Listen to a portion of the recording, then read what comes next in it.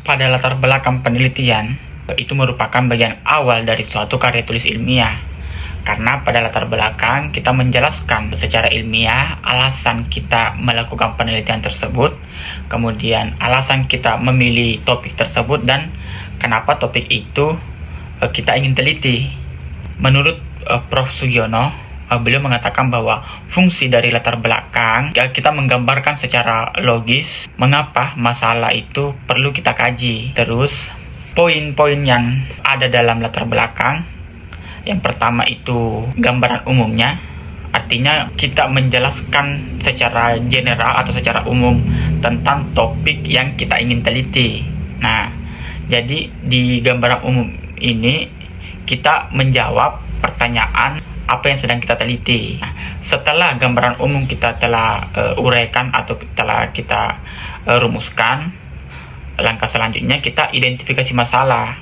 Nah, maksudnya kayak fenomena apa yang terjadi sehingga kita ingin melakukan penelitian. Nah, terus timbullah pertanyaan, bagaimana caranya kita mengetahui bahwa itu adalah masalah?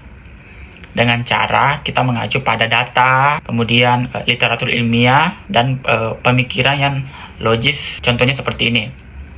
Saya kasih kasus. Dalam suatu perusahaan, ambil contohnya topiknya adalah penjualan. Dalam suatu perusahaan, selama 5 tahun terakhir, penjualannya menurun. Nah, itu kita bisa katakan masalah atau fenomena yang terjadi sehingga kita melakukan, karena penjualannya menurun. Kecuali penjualannya meningkat setiap tahun dalam kurun waktu 5 tahun terakhir, nah, itu ngapain kita teliti? Nah, karena datanya menunjukkan atau fenomenanya menunjukkan penjualan selama 5 tahun terakhir itu mengalami penurunan, nah itu dikatakan salah atau fenomena yang terjadi. Nah, terus kemudian selanjutnya urgensi penelitian. Dalam ilmu filsafat, aksiologi atau nilai dari suatu ilmu pengetahuan.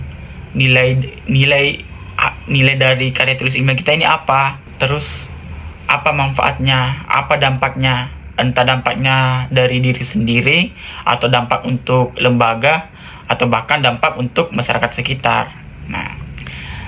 Nah, itu merupakan poin-poin penting yang ada atau yang harus ada dalam karya tulis ilmiah, khususnya pada bagian latar belakang.